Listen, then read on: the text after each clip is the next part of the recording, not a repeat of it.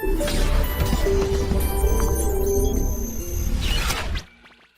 बच्चों, और बेटा लोग कैसे हो? पढ़ाई लिखाई बढ़िया चल रही है? चलो तो स्टार्ट करते हैं अगला जो है लेक्चर थर्मोडायनेमिक्स का। तो अपन लोग स्टार्ट करते हैं पॉलीट्रॉपिक प्रोसेस से। पॉलीट्रॉपिक प्रोसेस, पॉलीट्रॉपिक प्रोसेस क्या होता है? एक्चुअली में क्या होता है कि इनफाइनाइट प्रोसेस है। हमने तो अभी 4 ही पढ़े ना, तो बाकी जो प्रोसेस है उनका अलग से नाम ना होके सबको एक साथ मिला दिया पॉलीट्रॉपिक प्रोसेस। इसका बेटा जो जनरल फॉर्मूला होता है वो होता है पीबी की power x equal to constant. जहां गामा होता है वहां x हो जाता है, और x को बोलते हैं polytropic index. Polytropic index, clear? x का वैल्यू जो होता है वो माइनस इनफाइनाइट से लेके प्लस इनफाइनाइट तक कुछ भी हो सकता है। बेसिकली ये आप ऐसे समझो कि ये सारे प्रोसेस कवर करता है। जो हम लोगों ने पढ़े वो भी इसी में है, बस x की वैल्यू अलग होगी। देखो कैसे, अगर मान लीजिए x का वैल्यू 1 रख देते हैं तो क्या pv का वैल्यू कांस्टेंट हो जाएगा? ये लो आइसोथर्मल हो गया, चेक करो। अगर x का वैल्यू गामा हो गया तो pv की power gamma equal to constant हो गया, और ये बेटा एडियाबैटिक हो गया। ये देखो, अगर x का वैल्यू 0 हो गया तो p का वैल्यू कांस्टेंट हो गया, और ये जो है आइसोबैरिक हो गया। और x का वैल्यू अगर इनफाइनाइट हो गया तो ये जो है v का वैल्यू कांस्टेंट हो जाएगा, और ये आइसोकोरिक हो जाएगा। लास्ट वाला हो सकता है समझ में ना आया हो, इसको ऐसे देख लो। pv का पावर x, इसको ऐसे लिख दो p1 की power x v।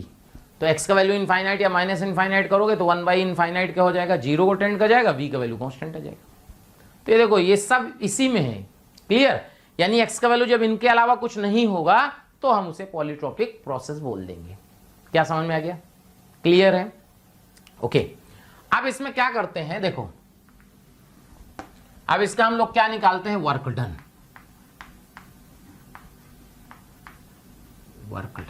Work done की अगर बात करें कि पॉलीट्रॉपिक प्रोसेस के यार वर्क डन कैसे होगा, तो सिंपल, अगर आपको याद हो कि पीवी का power gamma equal to constant में हमने वर्क डन निकाला था P2 V2 minus P1 V1 by gamma minus 1, x रख दो, काम खत्म।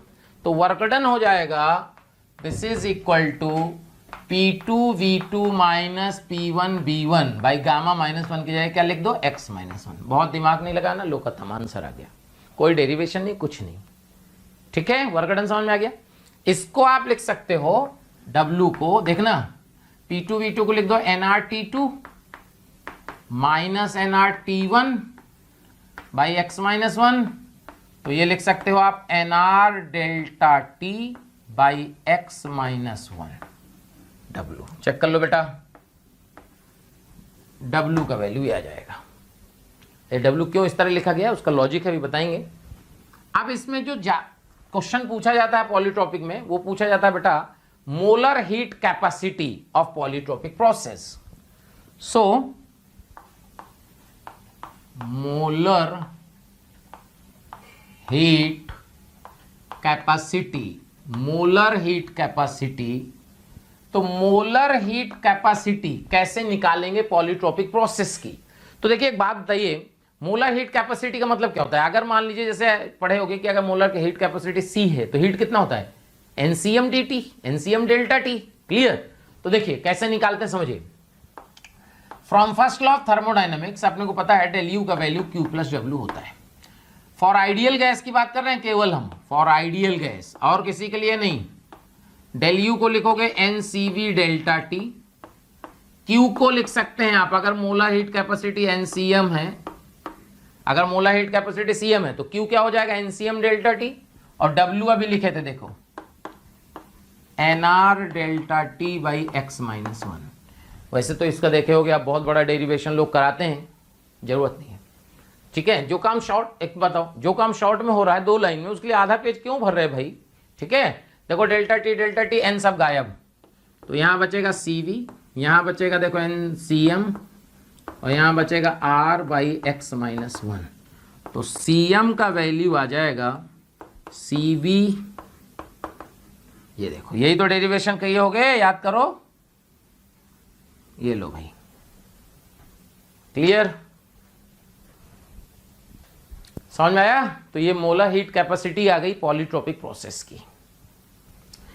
अब क्या होता है इसमें, एक कॉन्सेप्ट ये है कि जनरली क्या होता है कि जैसे मान लो कोई सिस्टम है ना, अगर वो हीट एब्जॉर्ब करता है तो टेम्परेचर बढ़ता है घटता है, एकदम से अंदर से आवाज आएगी अरे हीट एब्जॉर्ब करेगा तो टेम्परेचर बढ़ेगा, ऐसा जरूरी नहीं है, ठीक है। देखो जो आप लोग पढ़े हो तो पढ़े ही हो, जो नहीं पढ़े उसी की कोशिश करूंगा कि वो जो एग्जाम में आए अगर तो आपको फायदा हो जाए। तो देखो Q का वैल्यू होता है NCm delta T। If Q greater than 0 यानी हीट एब्जॉर्ब कर रहा है तो डेल्टा T ग्रेटर देन 0 होगा only when Cm greater than 0। ये देखो अगर Cm ग्रेटर देन 0 है तो जो Q एब्जॉर्ब करेगा तो टेम्परेचर बढ़ेगा, लेकिन अगर Cm क्या है, मोलर हीट कैपेसिटी, अगर Cm लेस देन 0 हुआ तो Q greater than 0 but delta T less than 0, this means temperature घट जाएगा, यानी सिस्टम हीट एब्जॉर्ब करेगा और टेम्परेचर घट जाएगा। बहुत बढ़िया कॉन्सेप्ट है, ध्यान रखना। देख लो अभी बोले Cm निगेटिव कब होगा, देखो Cm निगेटिव कब होगा, इफ जो x की वैल्यू है वो 1 से बड़ी हो और गामा से छोटी हो। If x less greater than 1 less than gamma, then Cm का वैल्यू निगेटिव होगा, ध्यान रखना। ये देखो क्लियर है, क्लियर। जैसे PV की पावर 6/5 इक्वल टू कांस्टेंट, समझना, क्वेश्चन बना दिए, clear. For 1 mole mono atomic ideal gas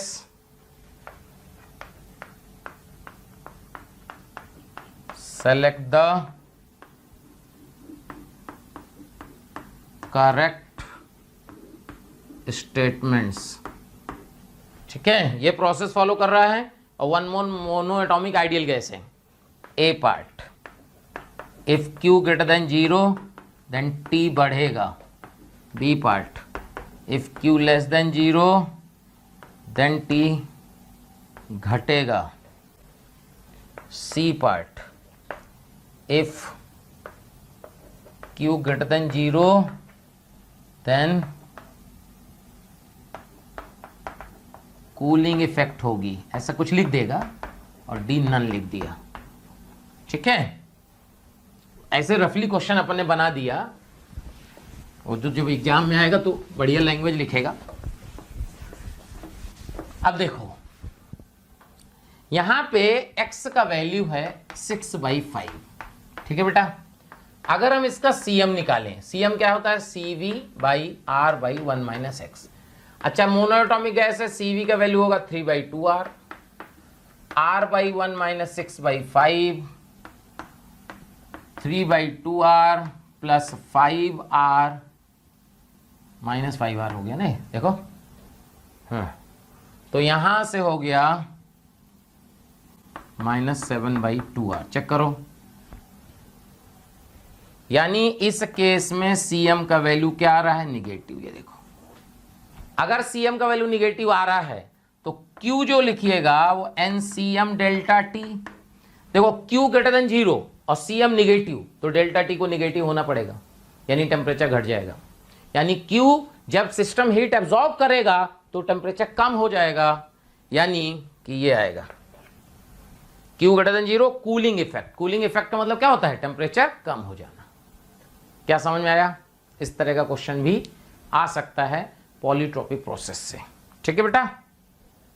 क्या भाई कहानी समझ में आई? पक्का देख लीजिए। अब इसमें जो है और देखो क्वेश्चन कैसे बनते हैं।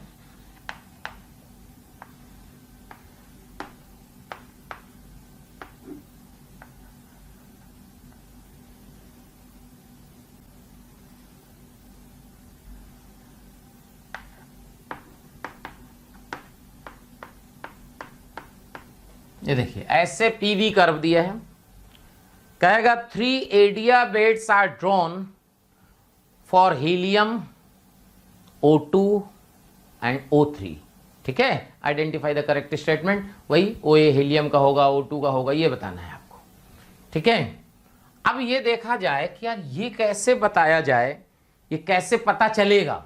बात ये है कैसे पता चलेगा, इसके बहुत सारे मेथड होते हैं, कुछ आपको ही पता होगा, ठीक है।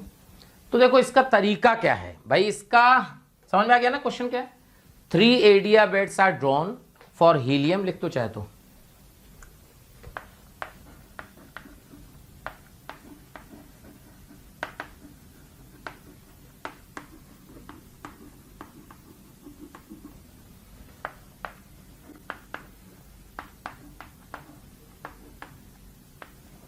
हीलियम O2 एंड O3, एक मोनोएटॉमिक है, एक डाइएटॉमिक है, एक ट्राइएटॉमिक है, ठीक है।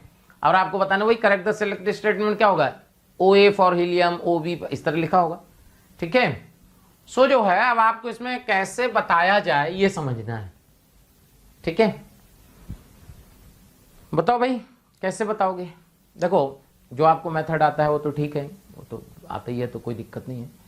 इसमें क्या करते हैं कि जैसे ये देखो यहां पे एक हॉरिजॉन्टल लाइन, एक वर्टिकल लाइन, तो जिसकी तरफ कर्व झुका हो, जैसे यहां पे देखोगे आप किसकी तरफ झुका है, वाई एक्सिस की तरफ, देखो, तो उससे एक पैरेलल लाइन खींच दो, ठीक है। यानी अपन ने क्या किया, इसकी ऐसा इधर पैरेलल लाइन खींच दी है, क्लियर है। जिसकी तरफ जा रहा हो कर्व वैसे घूम रहा है ना, तो आप पैरेलल लाइन खींच दो। और ये पैरेलल लाइन क्या है बेटा, P इक्वल टू कांस्टेंट की है, P इक्वल टू कांस्टेंट, ठीक है। अच्छा जगह P इक्वल टू कांस्टेंट की है, समझना ध्यान से। अच्छा P इक्वल टू कांस्टेंट कब होता है, जब x का वैल्यू इन कितना होता है, PV का पावर x, x का वैल्यू 0 होता है भाई। PV अगर जनरल कंपेयर कर रहे हैं अपन, ये पॉलीट्रॉपिक प्रोसेस है, कांस्टेंट है। अगर अपने को देखो, अगर अपने को क्या करना है कि यहां x का वैल्यू हम 0 पुट कर दें तो P का वैल्यू कांस्टेंट आ जाएगा, और ये P कांस्टेंट है।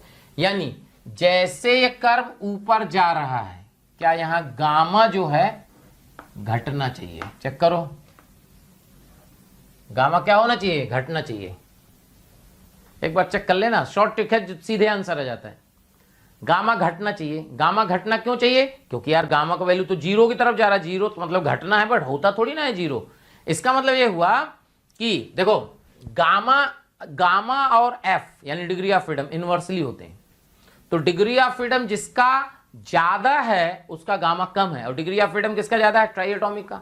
यानी जो OA होगा, चेक करो, OA होगा O3 का, OB होगा O2 का, और OC होगा हीलियम का। ये देखो अब आप कैसे निकालते हो और आप देख लेना, क्लियर, समझ में आया। देख लो, स्लोप से भी निकाल सकते हो आप क्या निकाल सकते हो, स्लोप से निकाल सकते हो, क्लियर, उससे भी कर सकते हो। क्या कहानी क्लियर। अच्छा अब देखो इसमें क्या है कि ये तो सबको पता था, ये तो PV वाला तो पता है। अब अगर कर्व PT का आ जाए, समझो ध्यान से, वही क्वेश्चन है, 3 एडियाबेट्स आर ड्रॉन, ठीक है, क्लियर। तो अगर 3 एडियाबेट्स ड्रॉ किए गए, P की तरफ याद करो कैसे कर्व आता था,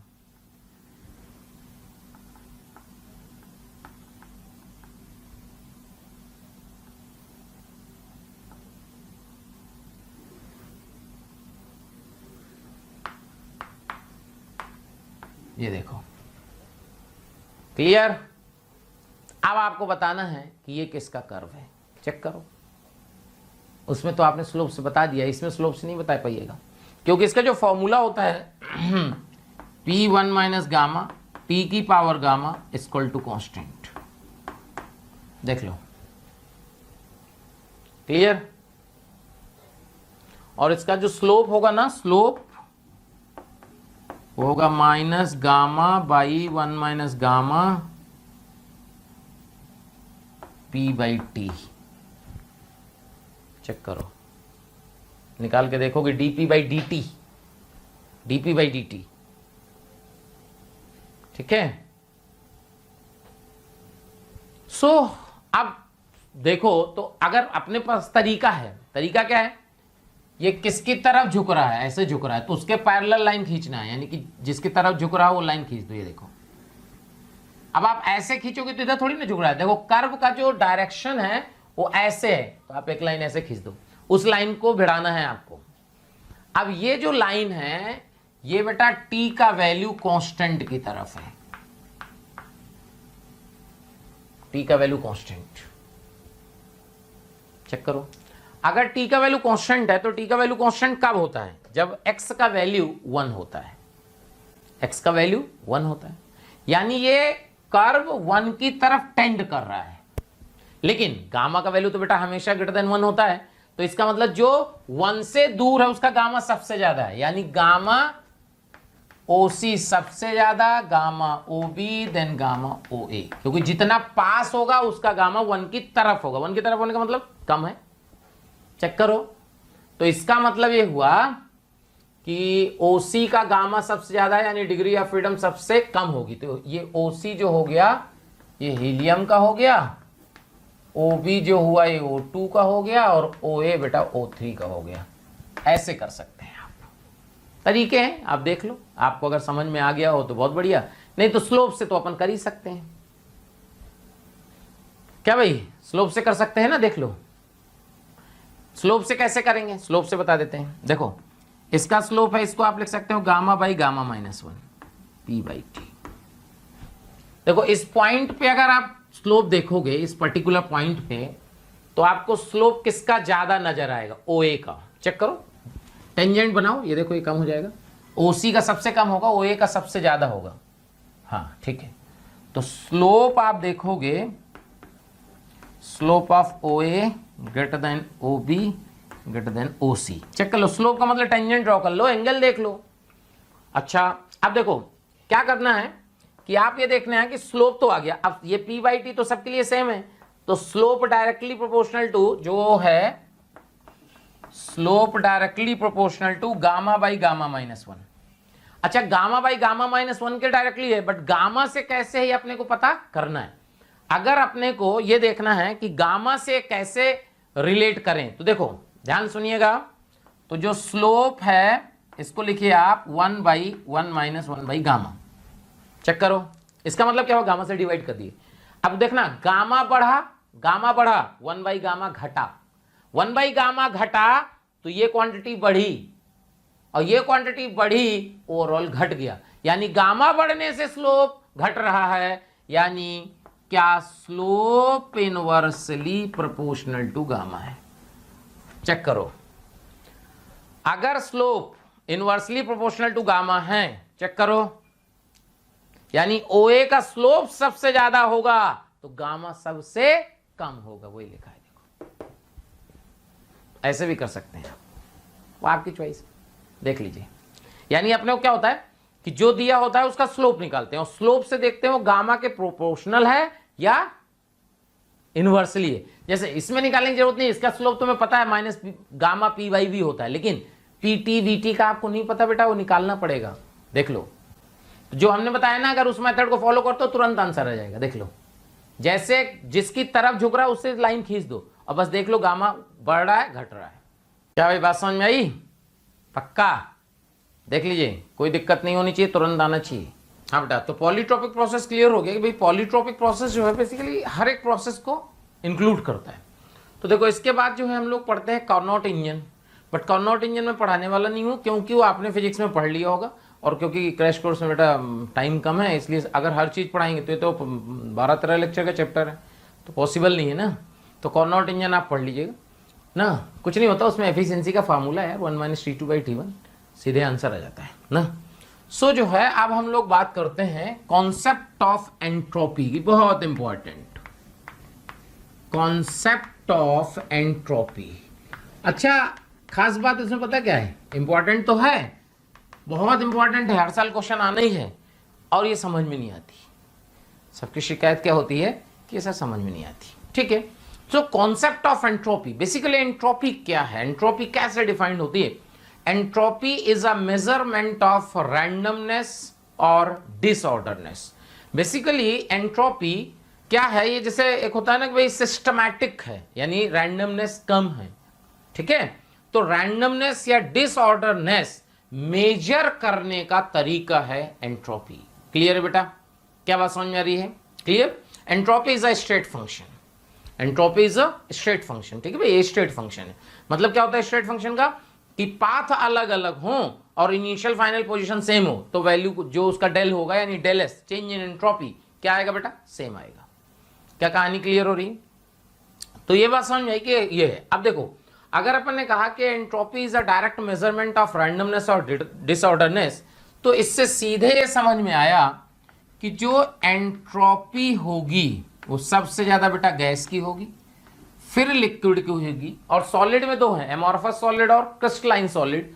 तो इसके बाद जो आप बात करोगे वो एमॉर्फस सॉलिड की ज्यादा होगी और सबसे कम होगी क्रिस्टलाइन सॉलिड की। ऐसा क्यों? क्योंकि क्रिस्टलाइन सॉलिड जो होते हैं, याद करो, सिस्टमैटिक होते हैं, वेल अरेंज्ड होते हैं, इसलिए उनकी जो रैंडमनेस है वो क्या हो जाती है? कम हो जाती है। क्या ये बात समझ में आ रही है? एक तो ये बात समझ में आई। दूसरा जो है, कुछ इंपॉर्टेंट पॉइंट है एक दो, उनकी बात करते हैं फिर आगे बढ़ते हैं। दूसरा पॉइंट है कि जो एंट्रोपी है वो कॉम्प्लेक्सिटी पे भी डिपेंड करती है। Entropy also depends, entropy also depends on the complexity of the molecule। अब इसका क्या मतलब है ये समझिए। यहां अपने कॉम्प्लेक्सिटी का अपने को केवल मतलब क्या समझना है? नंबर ऑफ बॉन्ड्स, खत्म। जिनमें बॉन्ड ज्यादा हो उनमें वाइब्रेशन क्या होगा बेटा? ज्यादा होंगे, रैंडमनेस ज्यादा होगा। जैसे H2 और H डॉट में एंट्रोपी कंपेयर करोगे तो H2 की ज्यादा आएगी। C2H6 और C2H5 में कंपेयर करोगे तो C2H6 की ज्यादा आएगी। N2O4 और NO2 में कंपेयर करोगे तो N2O4 की ज्यादा आएगी। लेकिन अगर 2H डॉट और H2 की कंपेयर करें, यहां पे हमने क्या किया? मोल बढ़ा दिए। H डॉट का 2 मोल है, H2 का 1 मोल है, तो फिर मोल डोमिनेट करेगा, ध्यान रखना।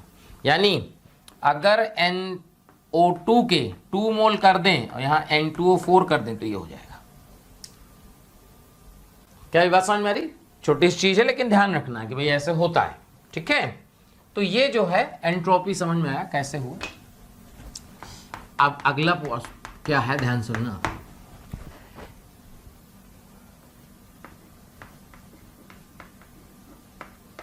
Entropy change for reversible process यानी ds equal to integral ds equal to dq reversible by t होता है। ये बाय डिफिनीशन है। वैसे इसका डेरिवेशन जो है कॉर्नोट इंजन से ही आता है, बट डेरिवेशन कतई जरूरत नहीं है, ना कोई पूछेगा, ध्यान रखना। बट ये ध्यान रखना कि ये फॉर्मूला केवल रिवर्सिबल प्रोसेस के लिए होता है, इरिवर्सिबल के लिए आप नहीं लगा सकते। हाँ, अगर रिवर्सिबल और इरिवर्सिबल की इनिशियल फाइनल पोजीशन सेम हो तो इसका जो वैल्यू आएगा वही रिवर्सिबल का आएगा। क्यों? क्योंकि पाथ पे डिपेंड एंट्रोपी करेगी नहीं, स्टेट फंक्शन है। ठीक है बेटा, तो ये ध्यान रखना। अब देखो, ध्यान सुनो। तो यहां अगर S1 से S2 कर दें तो यहां से आ जाएगा S2 माइनस S1 dq। अगर जो प्रोसेस है उसकी हीट कैपेसिटी हम C मान लें तो क्या dq को लिख सकते हैं NC dt by T, T1 से T2 तक। तो यहां डेल्टा S का वैल्यू आ जाता है NC ln T2 by T1। ये देखो। थैंक यू स्टूडेंट्स, इतना स्नेह और प्यार देने के लिए। आप लोगों ने मेरे को और मोशन परिवार को जो प्यार दिया है, जो स्नेह दिया है, मैं उसके लिए धन्यवाद कहता हूं। हजारों बच्चे हमारे वीडियो लेक्चर देख के लाभान्वित हो रहे हैं। बेटा, आप सभी बच्चों से रिक्वेस्ट है कि डिस्क्रिप्शन बॉक्स में जाइए और लिंक को क्लिक करिए और फ्री में अपना रजिस्ट्रेशन मोशन में सुनिश्चित करिए। साथ ही साथ जिन बच्चों को डाउट सॉल्विंग और स्टडी मटेरियल की भी सुविधा चाहिए वो लिंक पे जाएं और क्लिक करें और प्रीमियम कोर्स के लिए अप्लाई कर सकते हैं बेटा। सी जो है मोलर हीट कैपेसिटी है, ठीक है बेटा। अब जैसा अपन ने याद करो मोलर हीट कैपेसिटी क्या पड़ी थी, अगर सी पॉजिटिव हुआ, देखो if C greater than 0 then on increasing the temperature, समझना बेटा, एस इंक्रीजेस। चेक करो कैसे भाई, अगर सी पॉजिटिव है तो आपने T2 बढ़ा दिया, टेम्परेचर बढ़ाया तो T2 T1 यानी ये ग्रेटर देन 1 है, तो ओवरऑल क्वांटिटी पॉजिटिव हो गई, यानी डेल एस पॉजिटिव हो गया, और डेल एस पॉजिटिव हो गया यानी S2 माइनस S1 पॉजिटिव हो गया, तो S2 greater than S1, entropy बढ़ गई। यानी ऐसे लिखा होता है कि generally on heating entropy increases, तो वही है। क्या बात समझ में आ रही है, देख लीजिए। तो बेसिकली अपने को क्या होता है कि इस एंट्रोपी चेंज में अपने को हर जगह एंट्रोपी चेंज की बात करते हैं। अच्छा, एब्सोल्यूट एंट्रोपी निकाल पाना सेकंड लॉ में मुश्किल है, ठीक है भाई, क्योंकि जो कॉन्सेप्ट ऑफ एंट्रोपी है ये बेसिकली सेकंड लॉ है, सेकंड लॉ, ठीक है। अच्छा, सेकंड लॉ की अगर थोड़ी सी बात कर ले, वैसे तो पढ़ लेना, सेकंड लॉ कुछ नहीं, दो डिफिनेशन है। सेकंड लॉ में ये बोलता है कि किसी भी प्रोसेस की एफिशिएंसी 100% नहीं हो सकती, बस, ठीक है। Kelvin Planck statement, Clausius statement NCERT में देख लेना, मिल जाएंगे, जरूरत उनकी बहुत कुछ होती नहीं है, लेकिन एक बार पढ़ लेना, ठीक है। तो ये समझ में आ रहा है कि भाई ये अब जनरल प्रोसेस आ गया कि भाई ऐसे निकाल सकते हैं। अगर सी निगेटिव हो जाए, सोचो if C negative then on increasing the temperature S decreases, ये देखो, चेक कर लो, क्लियर है बेटा, क्या बात क्लियर हो रही है, ठीक है। तो ये सी पे बहुत कुछ, सी पे डिपेंडेंसी आ जाती है अगर टेम्परेचर का ही रोल हो, ठीक, यहां तक बस समझ में आई। अब ध्यान सुनो, अब अपन बात करते हैं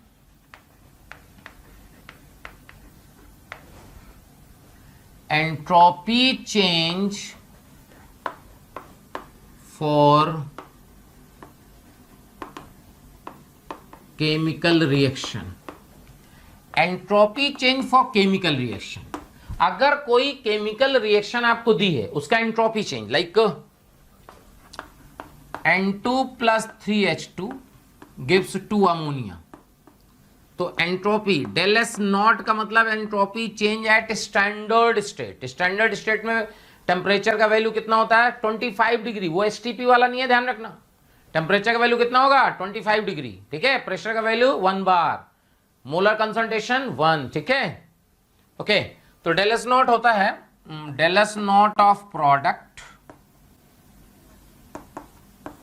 minus del S naught of reactant, clear. इसका मतलब समझिए 2 times del S naught of ammonia, क्योंकि अमोनिया के 2 मोल हैं, minus del S naught of N2 minus 3 times del S naught of H2। ये देखिए बेटा, क्या आप ऐसे निकाल लेंगे, किसी भी केमिकल रिएक्शन का डेल एस नॉट आप ऐसे निकाल सकते हैं, क्लियर है। देखिए देखिए, अब हम लोग बात करेंगे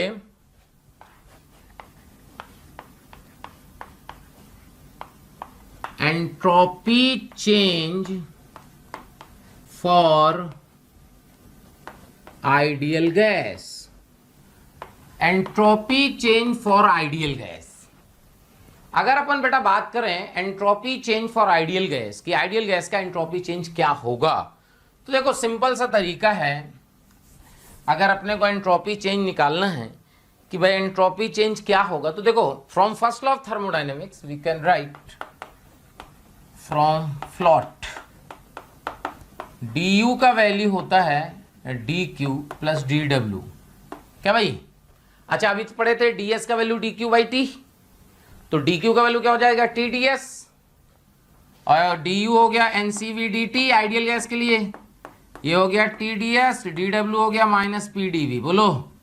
तो यहां से tds का वैल्यू आ जाएगा ncv dt प्लस pdv, देखो बेटा, तो ds का वैल्यू आ जाएगा ncv dt by t plus P by T D V. Check करो बेटा, सो डी एस का वैल्यू आ जाएगा N C V D T by T plus P by T को क्या लिख सकते हैं आप, पी बाई टी को लिख सकते हैं N R by V D we.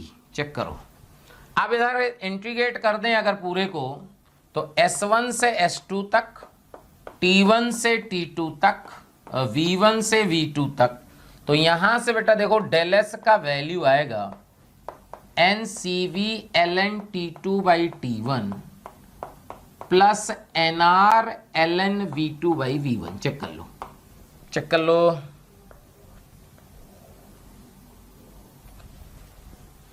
ये आइडियल गैस के लिए एंट्रोपी चेंज का फॉर्मूला है और इसको आपको क्या करना है, रट लेना है प्रसाद समझ के। देख लीजिए, इसी को एक फॉर्मूला और बनाते हैं इसी से। क्या, डेल एस का वैल्यू जो आया है वो आया है N C V L N T two by T one plus N R L N V two by V one. Okay, so यहां से आप लिख सकते हो बेटा N C V L N T two by T one plus N R L N V two की जगह लिख सकते हैं आप N R T two by P two. V two की जगह क्या लिख सकते हैं, N R T two by P two, इधर N R T one by P one. Check कर लो, ठीक है। तो यहां से N C V L N T two by T one plus N R L N यहां से आ जाएगा कितना भाई, T two by T one plus N R L N P one by P two. Check कर लेना भाई, गड़बड़ मत करना। अगर इन दोनों को मिला दें तो अंदर आ जाएगा सी वी प्लस आर, तो हो जाता है सी पी। तो डेल्टा एस का value N C P L N T two by T one plus N R L N P one by P two. ये देखो, अब इसमें कंफ्यूजन नहीं होना चाहिए कि ये फॉर्मूला लगाना है। ये वो तो डिपेंड करता है बेटा कि B1 V2 दिया है तो CV वाला लगा दो और P1 P2 दिया है तो CP वाला लगा दो। ये आइडियल गैस के लिए डेल एस है। अच्छा ध्यान सुनना, ये आइडियल गैस का डेल एस है तो हर एक प्रोसेस के लिए वैलिड है। देख लीजिए, क्या भी बात समझ में आई, कहानी क्लियर, देख लीजिए। अब देखिए आगे बढ़ते हैं, entropy change for reversible phase transition.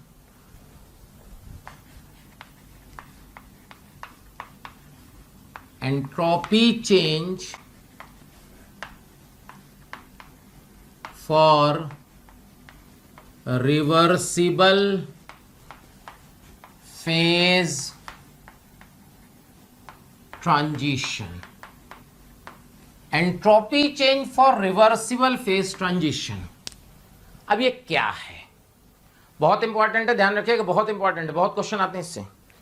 सो अगर अपन बात करें कि entropy change for reversible phase transition का क्या मतलब है, तो देखो पहले समझो, वाटर लिक्विड जब वाटर गैस में जाता है तो ये फेज ट्रांजिशन है, नो डाउट। फेज ट्रांजिशन का मतलब होता है एक फेज से दूसरे फेज में जाना, लेकिन ये रिवर्सिबल फेज ट्रांजिशन होगा कि नहीं होगा ये समझना पड़ेगा। वो कैसे समझेंगे, जिस कंडीशन में ये इक्विलिब्रियम में होता है उसको हम बोलते हैं रिवर्सिबल फेज ट्रांजिशन। जैसे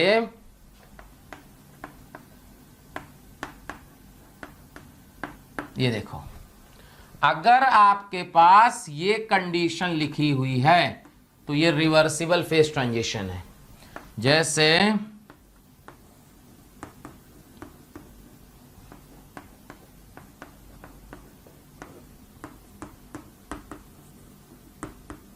ये रिवर्सिबल फेज ट्रांजिशन है, समझ में आया। अच्छा, रिवर्सिबल फेज ट्रांजिशन में होता क्या है, जब रिवर्सिबल फेज ट्रांजिशन होता है कांस्टेंट प्रेशर एंड टेम्परेचर पे, कांस्टेंट प्रेशर एंड टेम्परेचर पे।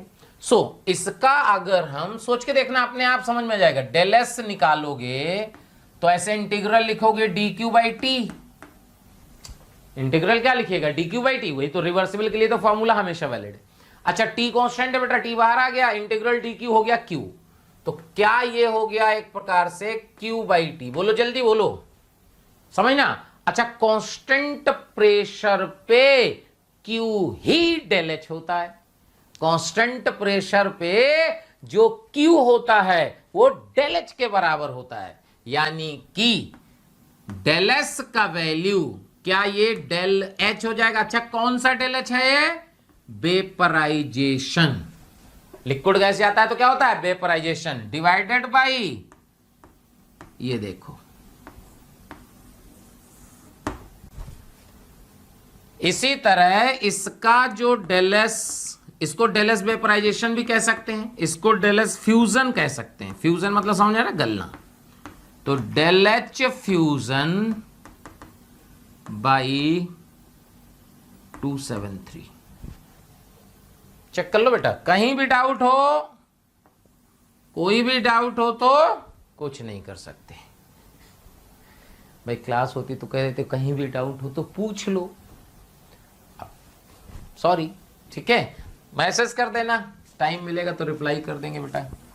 देखो अब एक बात समझो, अगर मान लो आपके पास वाटर लिक्विड से वाटर गैस लिखा है 1 atm 300 केल्विन, 1 atm 300 केल्विन, और डेल एच 300 पे दिया है x किलो जूल, ठीक है। तो बोला कि डेल एस क्या होगा बताओ। तो डेल एस क्या लिख दोगे? Direct del S 300 by 300 Kelvin, और ये गलत हो जाएगा, ये गलत हो जाएगा। क्यों गलत हो गया? क्योंकि ये प्रोसेस रिवर्सिबल ही नहीं है।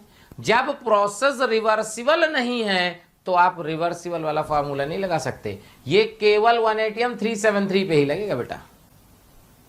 क्लियर? या फिर भाई आपने टेम्परेचर चेंज किया तो उसके करस्पॉन्डिंग प्रेशर भी चेंज हो और दोनों सिस्टम इक्विलिब्रियम में हो, वो आपको पता चलेगा नहीं, देख लो, इसलिए वो पूछा नहीं जाता। समझ में आ रहा है? ये बराबर मत कर देना, नहीं गड़बड़ हो जाएगा। सो अब हम लोग जो है पढ़ने वाले हैं entropy change for different thermodynamic process. अगर अपन ये बात करें बेटा कि entropy change for different thermodynamic process कैसे कैसे निकालेंगे, तो देखो सिंपल सा तरीका है कि भाई अपन ने जो अभी तक फॉर्मूले पढ़े, आइडियल गैस का एंट्रोपी पढ़ा, फेज ट्रांजिशन पढ़ा, वो सब सिस्टम की एंट्रोपी थी। किसकी एंट्रोपी थी बेटा? सिस्टम की। अब क्या होता है कि सबसे पहले इसको पढ़ने के लिए हम लोग पढ़ते हैं del S surrounding. Del S surrounding का मतलब होता है सराउंडिंग की एंट्रोपी चेंज। बेटा ये डिफाइंड होता है minus Q system by T surrounding. समझो, माइनस क्यू सिस्टम, और ये फॉर्मूला ये reversible as well as irreversible दोनों जगह काम करता है। It is valid for both reversible and irreversible process. समझो? क्लियर? अच्छा, अगर प्रेशर टेम्परेचर कांस्टेंट हो तो क्यू ही डेल एच हो जाएगा, तो minus del H by T. लेकिन जरूरी नहीं Q minus del H by T हमेशा हो। क्यों? वो तो क्यू सिस्टम है, कुछ भी हो सकता है क्यू, ठीक है बेटा, जीरो भी हो सकता है एडियाबेटिक का, सोचो। क्लियर? अब जो है देखना, अब हम लोग बात करते हैं पहला process, isochoric process. Isochoric process का एंट्रोपी चेंज। तो देखो ds का वैल्यू, इसमें v का वैल्यू कांस्टेंट होता है तो सबको पता है, पहले ही बता चुके हैं बेटा ना, v का वैल्यू कांस्टेंट है। ds का वैल्यू लिख सकते हैं आप dq बाई टी, इंटीग्रल कर दीजिए, dq रिवर्सिबल है। अच्छा, अब आइसोकोरिक में जो dq होता है वो बेटा ncv dt बाई टी हो जाएगा। आइसोकोरिक v कांस्टेंट, dq क्या होगा? ncv dt, इंटीग्रल t1 से t2 तक, यहां ds s1 से s2 तक, तो यहां डेल्टा एस, और ये हो जाएगा N C V L N T two by T one. ये चेक करो, ये एंट्रोपी चेंज आया सिस्टम का आइसोकोरिक का। एक तो ये तरीका। दूसरा तरीका क्या है? दूसरा तरीका है कि फॉर आइडियल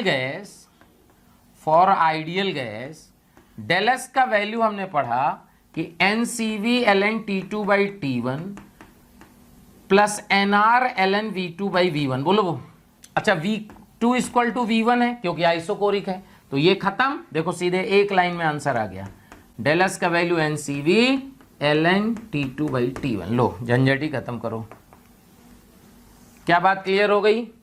तो आइडियल गैस के फॉर्मूले में V1 इक्वल टू V2 रख दो, आंसर आ गया। ये डेल एस सिस्टम है। क्या है? Del S system. अब अगर यहीं पे डेल एस सराउंडिंग की बात की जाए कि डेल एस सराउंडिंग कैसे लिखेंगे, तो ये लिखेंगे minus Q system by T surrounding. समझिएगा बेटा। अच्छा, माइनस क्यू सिस्टम कैसे लिखिएगा?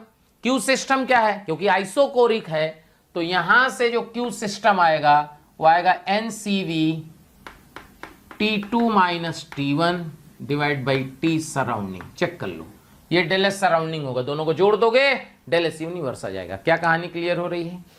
आसान है। क्लियर है बेटा? बात क्लियर? देख लीजिए। तो ये जो है आपका आइसोकोरिक प्रोसेस का आया। क्लियर है बेटा? अब आते हैं आइसोबैरिक प्रोसेस।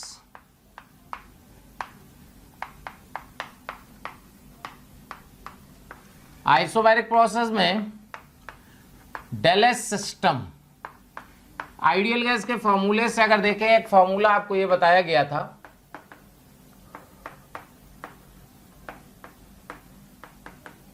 क्यों बेटा? ये आइडियल गैस का फॉर्मूला था। अच्छा, अगर प्रोसेस आइसोबारिक है तो आइसोबारिक में P1 इक्वल टू P2 हो जाएगा, तो ये वाला टर्म गायब हो जाएगा। तो यहां से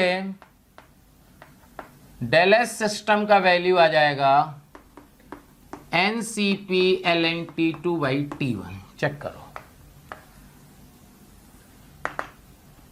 क्या समझ में आया?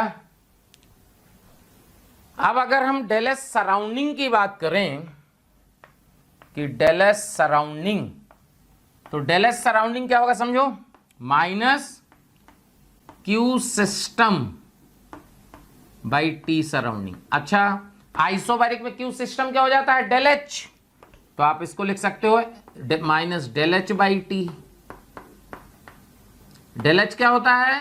NCP T2 minus T1 by T surrounding. T surrounding constant होगा और T2 T1 गैस का टेम्परेचर होगा, ध्यान रखना। क्या डेल एस सराउंडिंग क्लियर हो गया? यूनिवर्स का क्या कर लोगे बेटा? दोनों को ऐड कर लेना। ये देखिए, ये आपको जो है आइसोबारिक और आइसोकोरिक की कहानी क्लियर हुई। ठीक है बेटा? अब हम लोग बात करते हैं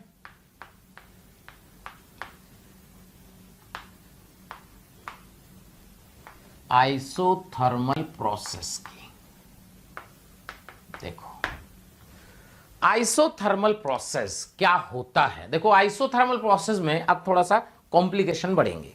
कैसे? क्योंकि आइसोथर्मल प्रोसेस में दो आएंगे, दो क्या तीन आएंगे। क्या? एक आएगा आपका फ्री एक्सपेंशन, एक आएगा रिवर्सिबल, एक आएगा इरिवर्सिबल। तो पहला नंबर है फ्री एक्सपेंशन। ध्यान रखना बेटा, इसका भी इंपॉर्टेंट है। अगर समझ में आ गया ना तो एक तुरंत हो जाएगा, 1 मिनट में आंसर आएगा। देखो, फ्री एक्सपेंशन, पहले सोचो कि जो फ्री एक्सपेंशन है रिवर्सिबल है कि इरिवर्सिबल है?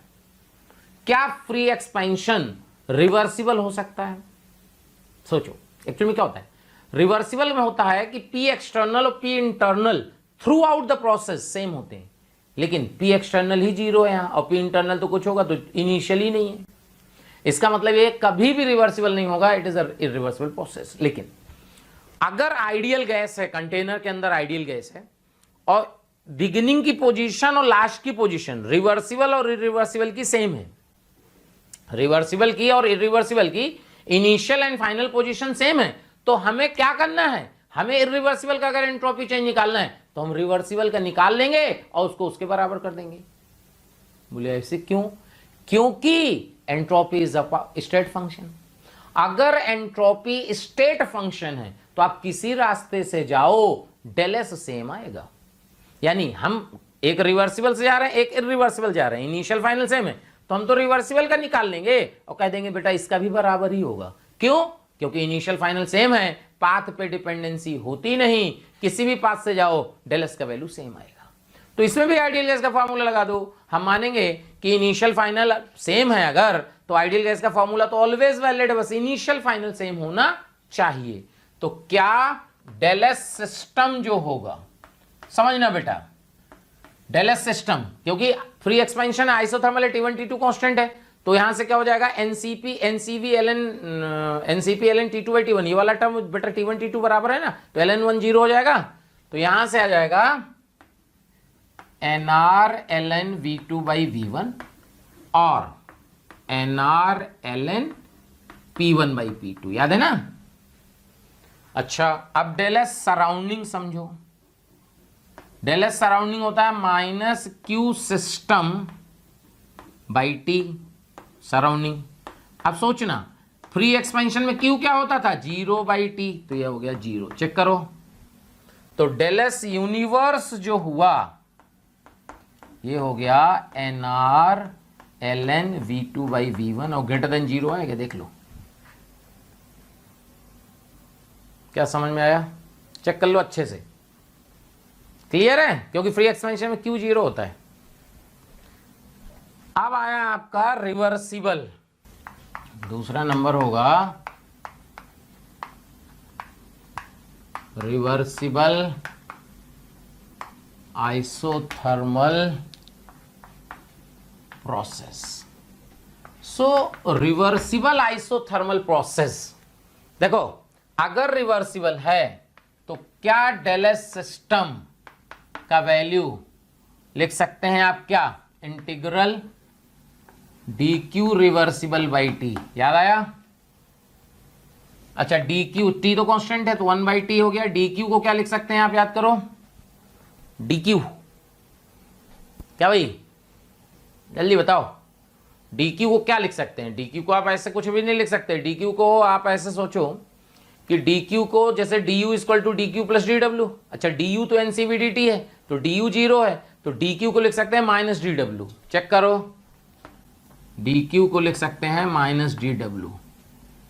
चेक करो जल्दी से, समझ में आया कि नहीं। यहां लिख देते हैं D U equal to D Q plus D W and D U equal to N C V D T, तो ये आ गया 0।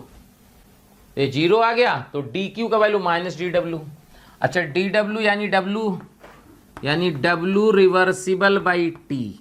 चेक करो, अच्छा डब्ल्यू रिवर्सिबल का वैल्यू होता था minus N R T L N V two by V one. Check करो बाई टी, तो क्या डेल एस सिस्टम ये आ गया माइनस, समझ आ रहा, माइनस पावर लगा था ना बेटा, प्लस हो गया, तो ये हो गया आपका N R L N V two by V one और N R L N P one by P to.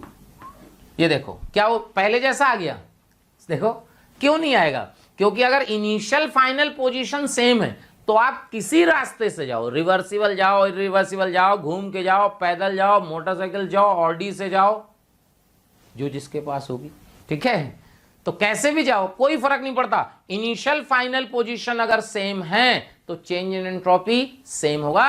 This is the definition of state function. Clear है बेटा, देख लीजिए। अच्छा, डेल एस सराउंडिंग देखो, ये बहुत इंपॉर्टेंट है। आइसोथर्मल का डेल एस सराउंडिंग बहुत पूछा जाता है। यहां लिखिएगा माइनस, क्या लिखिएगा, Q system by T surrounding. Check करो, अच्छा क्यू सिस्टम क्या लिखिएगा, minus W reversible by T. बोले क्यू सिस्टम को माइनस डब्ल्यू, एक मिनट, हाँ रिवर्सिबल पढ़ रहे हैं ना, हाँ डब्ल्यू रिवर्सिबल बाई टी, ये क्यों लिख दिया, समझ में आया भाई। डी यू तो 0 ही है ना, तो डी यू 0 तो डब्ल्यू जो क्यू होगा वो माइनस डब्ल्यू के बराबर होगा।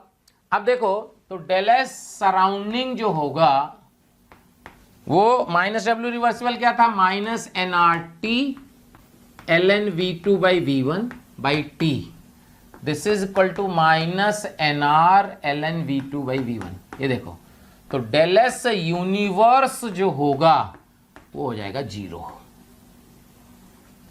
समझ में आया 0 क्यों, क्योंकि जितना सिस्टम का है उतना सराउंडिंग का। ऐसे बोले ऐसे कैसे हो गया, क्योंकि ये रिवर्सिबल है।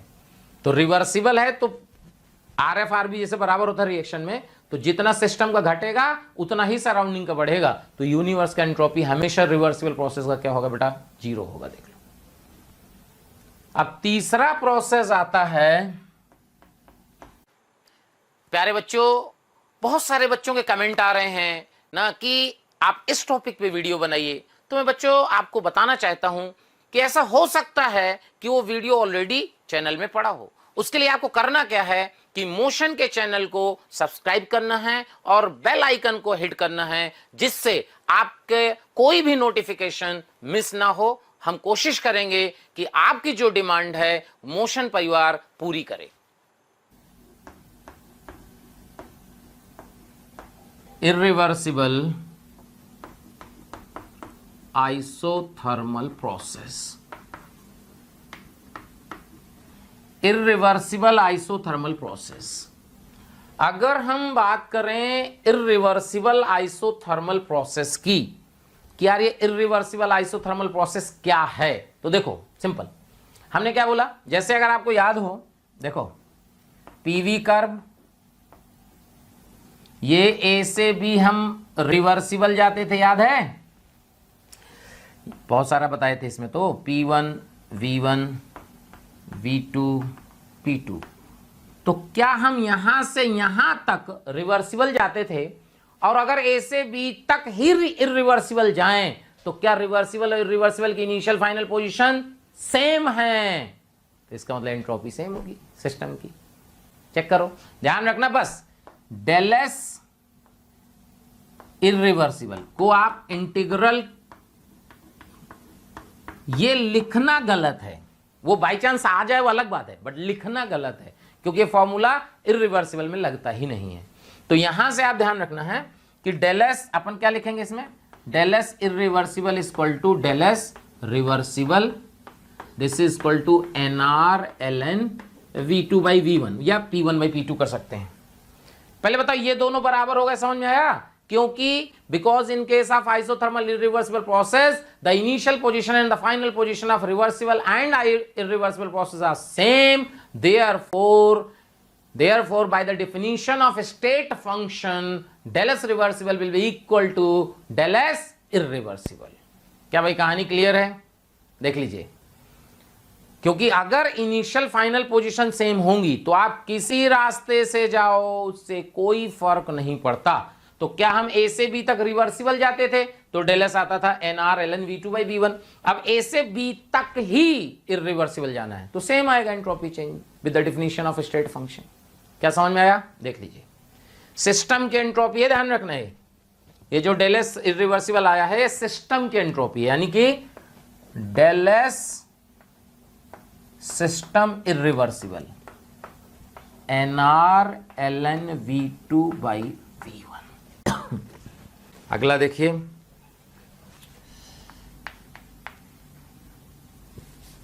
डेल एस सराउंडिंग पढ़ना है ना। डेल एस सराउंडिंग क्या लिखोगे? Q system by T surrounding. देखना, क्यू सिस्टम को लिखेंगे Q irreversible by T surrounding. ऐसे क्यों? क्योंकि बेटा सिस्टम तो इर्रिवर्सिबल है ना, तो जो क्यू सिस्टम है वो क्यू इर्रिवर्सिबल के बराबर होगा। और देखो ये होगा W इर्रिवर्सिबल, क्यों? Minus Q equal to W, del U zero, T surrounding. Check करो, क्लियर है? कोई डाउट? अब देखो W इर्रिवर्सिबल ये होता है minus P external V2 minus V1, check करो, बाई टी सराउंडिंग। तो this is equal to minus P external, V2 की जगह लिखना nRT बाई P2, T तो कांस्टेंट है ना, nRT by P1 by T surrounding. This is equal to minus nRT P external by T surrounding 1 by P2 minus 1 by P1। ये तरीका है। अब क्या होता है, अगर कुछ नहीं लिखा है तो हम ये T और ये T सेम मान लेंगे, लेकिन अगर क्वेश्चन में लिखा है कि T सराउंडिंग ये है और सिस्टम का T है, वैसे जनरली आइसोथर्मल में T सराउंडिंग और T सेम है क्योंकि टेम्परेचर कांस्टेंट है, सेम ही रहेगा। तो अगर हम इन दोनों को सेम मान लेते तो इसको गायब कर देंगे, तो यहां से जो डेल एस सराउंडिंग आ जाएगा ये आ जाएगा आपका minus P external into N R 1/P2 minus 1/P1। ये देखो,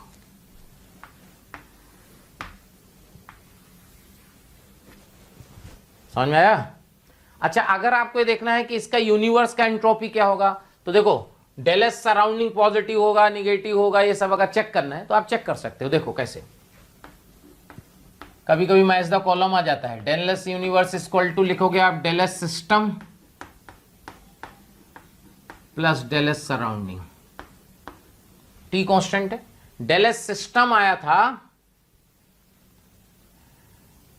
क्यू रिवर्सिबल को minus W reversible by T, याद आया?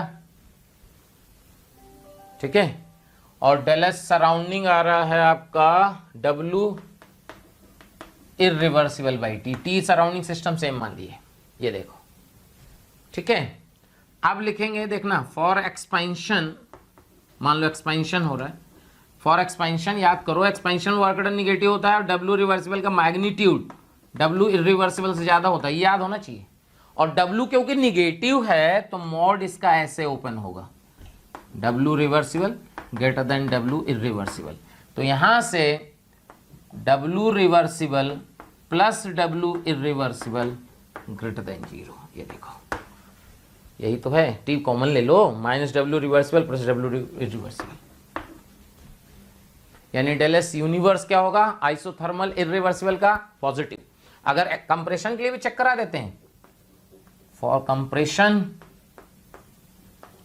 कंप्रेशन देखो डब्ल्यू इरिवर्सिबल का वैल्यू ज्यादा होता है डब्ल्यू रिवर्सिबल से, यानी W irreversible minus W reversible greater than 0। Check करो, यानी इसका चाहे एक्सपेंशन हो चाहे कंप्रेशन हो, डेल एस यूनिवर्स पॉजिटिव है। अब ध्यान सुनो, कोई भी इरिवर्सिबल प्रोसेस होगा, नोट कर लेना यहां पे, कोई भी इरिवर्सिबल प्रोसेस होगा उसका डेल एस यूनिवर्स हमेशा पॉजिटिव होगा, हमेशा। ठीक है, कोई भी इरिवर्सिबल प्रोसेस होगा उसका डेल एस यूनिवर्स हमेशा पॉजिटिव होगा। देखो एक क्वेश्चन कर लेते हैं, 1 mole of a non linear triatomic ideal gas is expanded from 16 atm to 1 atm at 300 Kelvin isothermally. Okay, find del S system, del S surrounding and del S universe under the following conditions। ठीक है, A part free expansion, B part reversible expansion, C part irreversible expansion. Clear? ये question है भाई। ठीक है, चलो कोई बात नहीं, आसान होता है यार, बहुत कुछ होता नहीं है। केमिस्ट्री जो है बहुत आसान सब्जेक्ट है। देखो फ्री एक्सपेंशन, देखो एक बात समझो, डेल एस सिस्टम आइसोथर्मल का हमेशा क्या होता है, NR ln P1/P2, चाहे वो रिवर्सिबल हो, चाहे फ्री एक्सपेंशन हो, चाहे रिवर्स, सबका यही होता है। ठीक है बेटा, तो n का वैल्यू 1 हो गया, तो और P1 का वैल्यू 16, तो ये हो गया R ln 16। ठीक है, पहला नंबर फ्री एक्सपेंशन लिखते हैं, फ्री एक्सपेंशन। तो फ्री एक्सपेंशन का सिस्टम ये हो गया बेटा, सराउंडिंग क्या हो जाएगा, जीरो। सराउंडिंग जीरो क्यों? Minus Q system by T surrounding और क्यू जीरो फ्री एक्सपेंशन का, दोनों को जोड़ लेंगे, यूनिवर्स का लिख लेना। दूसरा आएगा reversible process, del S system क्या आएगा बेटा? वही R L N 16। Del S surrounding क्या आएगा? माइनस आर एल एन 16, याद है ना? रिवर्सिबल में universe zero. Third irreversible, del S system same R L N 16। अब ये इंपॉर्टेंट है, डेल एस सराउंडिंग ये लिखोगे minus Q system by T. Q system को लिखना, माइनस क्यू को लिख सकते हो डब्ल्यू इरिवर्सिबल बाई टी, क्योंकि प्रोसेस क्या है? इरिवर्सिबल। और डब्ल्यू देखो डेल एस सराउंडिंग चल रहा है ना, ये आ गया है W minus P external into N R, T नीचे से cancel, 1 by P two minus 1 by P one, याद आ रहा है? तो पी एक्सटर्नल कितना होगा सोचो, क्योंकि एक्सपेंशन हो रहा है तो बाहर वाला प्रेशर क्या होगा? कम होगा। तो पी एक्सटर्नल इसमें क्या होगा बेटा? 1 into R, 1 by P two कितना हो जाएगा? 1 माइनस 1 बाई 16, चेक करो। तो ये हो जाएगा minus R by 16 into 15, check करो। तो ये हो गया डेल एस सराउंडिंग। सिस्टम को पता है, यूनिवर्स का निकालना, ऐड कर दो दोनों को। क्लियर? देख बहुत आसान से होते हैं, अगर आ गई एंट्रोपी ना कुछ नहीं है। ठीक है, कहानी क्लियर? अब हम लोग बात करेंगे एडियाबैटिक प्रोसेस।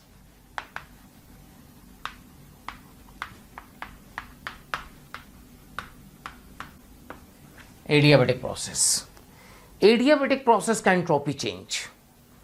सबसे पहले first free expansion. Free expansion सब कुछ वही, क्या? Del S system N R L N V two by V one और N R L N P one by P two, same पहले जैसा। क्यों? फिर वही बात, इनिशियल फाइनल अगर आपके पास सेम है तो चाहे तुम एडियाबैटिकली जाओ, आइसोथर्मली जाओ, रिवर्सिबल, सब सेम आना है। स्टेट फंक्शन की डिफिनीशन, डेल एस सराउंडिंग क्या हो जाएगा? जीरो। जीरो क्यों हो गया? समझ में आया? जीरो क्यों हो गया? Minus Q system by T surrounding, Q zero है। लो फ्री एक्सपेंशन दोनों जोड़ लेंगे सर, यूनिवर्स का हो जाएगा। Reversible process, reversible adiabatic. देखो डेल एस सिस्टम कैसे लिखोगे? Integral D Q reversible by T, ये हो गया जीरो। जीरो क्यों? सोचो, अरे क्यू रिवर्सिबल ही जीरो है भाई, एडियाबैटिक प्रोसेस है। ठीक डेल एस सराउंडिंग क्या हो जाएगा? ये भी जीरो। यूनिवर्स क्या हो गया? ये भी जीरो। ये बहुत आसान है, तीनों जीरो। Reversible adiabatic.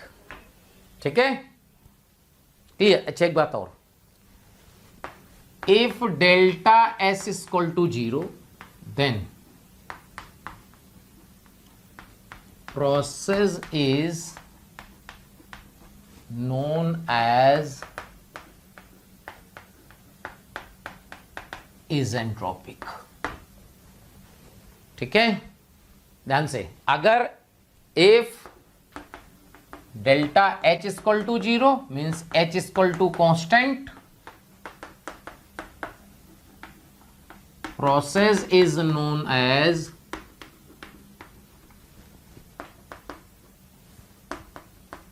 इज एंथैल्पिक। ध्यान रखना, जरूरत कभी कभी पूछ ली जाती है। सो तुमसे कहा जाए कि every adiabatic process is entropic process, गलत है। केवल रिवर्सिबल एडियाबैटिक प्रोसेस जो होगा वो होगा इज एंट्रोपिक। क्यों? क्योंकि यहां तो कहा नॉन जीरो आ रहा सिस्टम का। भाई देखो, इरिवर्सिबल एडियाबैटिक प्रोसेस, अगर इरिवर्सिबल एडियाबैटिक प्रोसेस की बात की जाए, देखो अब एक बात समझना, ये इंपॉर्टेंट आया part. Irreversible adiabatic process delta S का वैल्यू क्या लिख दोगे, डी क्यू बाई टी का इंटीग्रल, और ये 0, और ये गलत हो जाएगा। क्यों गलत हो गया, क्योंकि इरिवर्सिबल में आप यही नहीं लिख पाओगे। अब ये थोड़ा सा इसमें जो है और आपको समझना पड़ेगा कि एग्जैक्टली में क्या होता है, पहले इतना नोट कर लो। क्योंकि इरिवर्सिबल एडियाबैटिक प्रोसेस में बहुत लोचे हैं। क्लियर। अब देखो एग्जैक्टली में क्या होता है कि अगर हम यहां ए है, यहां बी है,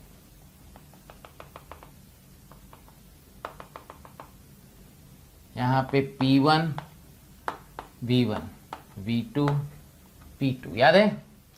अगर ए से बी हम एडियाबैटिक रिवर्सिबल जाते थे तो इसमें ये आता था, याद आया। ये है आपका adiabatic reversible process, adiabatic reversible process. ये देखो, अब ये एडियाबैटिक रिवर्सिबल प्रोसेस है, लेकिन हमारे को तो एडियाबैटिक इरिवर्सिबल समझना है बेटा। तो अगर आपको याद हो पिछली क्लास में अपन ने बताया था कि इसमें 2 केस होते हैं, क्या, A B, P1 B1 V2 P2। तो आपको बताया था कि एडियाबैटिक जब हम इरिवर्सिबल जाते हैं तो उसमें T2 डैश आता है, और T2 डैश का वैल्यू हमेशा T2 से बड़ा होता है, चाहे वो एक्सपेंशन हो चाहे कंप्रेशन हो। तो ए से बी तक हम डायरेक्ट पहुंच नहीं पाते। कहां पहुंचते थे याद करो, या तो ये यहां कहीं बी डैश पे, याद आया, या फिर यहां कहीं बी डबल डैश पे, याद आ रहा है। तो देखो अगर एडियाबैटिक इरिवर्सिबल का एंट्रोपी चेंज निकालना तो आपको डेल एस ए बी तो रिवर्सिबल है, डेल एस ए बी तक तो पहुंच ही नहीं पाओगे इरिवर्सिबल में। इरिवर्सिबल में या तो पहुंचोगे ए से बी डैश पे या पहुंचोगे ए से बी डबल डैश पे। तो अगर हम कहें कि सपोज देखो इसका कंडीशन है P1 B1 T1, इसका यहां तक पहुंचते हैं P1 नहीं P2 V2 T2 डैश, याद आ रहा है। तो देखो del S A B dash को आप लिख सकते हो del S A B plus del S B B dash. Check कर लो बेटा, चेक कर लो, डेल एस ए बी से बी बी डैश। अच्छा डेल एस ए बी, यहां देखो, यहां डेल एस ए बी क्या है बेटा, यहां पे जो डेल एस ए बी है वो 0 है। क्यों, रिवर्सिबल एडियाबैटिक है, इसका तो 0 ही होता है। तो यहां पे आप देखो डेल एस ए बी को हम रख सकते हैं 0 प्लस। अब इतने वाले पार्ट के एंट्रोपी चेंज चाहिए, तो एंट्रोपी चेंज में यहां V2 डैश था, यहां पे कैसे निकालोगे, ये कांस्टेंट प्रेशर पे जा रहे हो। चेक करो बेटा, ये कांस्टेंट प्रेशर पे तो जा रहे हो बी से बी डैश, और कांस्टेंट प्रेशर पे एंट्रोपी क्या होगी, कांस्टेंट प्रेशर पर एंट्रोपी क्या होती थी, यहां पे टेम्परेचर याद रखना क्या है, T2, बी का T2 था ना बेटा, तो यहां NCP ln T2 dash by T2। Check करो, del S B B dash होगा NCP ln T2 dash by T2। समझ में आया, एक तो तरीका आया। दूसरा आप चाहो तो ऐसे कर सकते हो कि del S A B dash लिखना है तुम्हारे को, यहां से लेके यहां तक सीधे आइडियल गैस का फॉर्मूला लगा दो, क्या, NCP ln T2 dash by T1 plus NR ln P2 by P1। Check करो बेटा, चेक करो, क्या बात समझ में आ रही है। तो NCP ln T2 dash by T1 कैसे किए हम यहां से लेकर यहां तक सीधे आइडियल गैस का फॉर्मूला लगा दिए, क्योंकि आइडियल गैस का फॉर्मूला तो आप कहीं भी लगा सकते हो, क्योंकि आइडियल गैस का फॉर्मूला हमने कोई ऐसा कुछ कंडीशन मानी नहीं थी। तो ये देखो, अब बोले कि यार ये अलग आ रहा है और ये अलग आ रहा है, ये कैसे हो सकता है, दोनों आंसर सेम है और दिखने में लग रहा है आपको, दिखाएं कैसे। देखो डेल एस ए बी को क्या लिख सकते हैं, NCP ln T2 by T1 plus NR ln P1 by P2 होता है बेटा, यहाँ सॉरी P1 बाई P2 बोलो। अच्छा डेल एस ए बी है कितना, 0, तो क्या इसकी वैल्यू देखो कितनी आ जाएगी, माइनस ऑफ दिस ऊपर रख दो, del S A B dash का वैल्यू आ जाएगा N C P L N T two dash by T one minus N C P L N T two by T one. Okay, अगर इनको थोड़ा सा कनेक्ट करोगे तो N C P T one cancel हो जाएगा और ये T two dash by T two आ जाएगा। चेक कर लो, शानदार, मजा आया। देखो ये del S A B dash आया।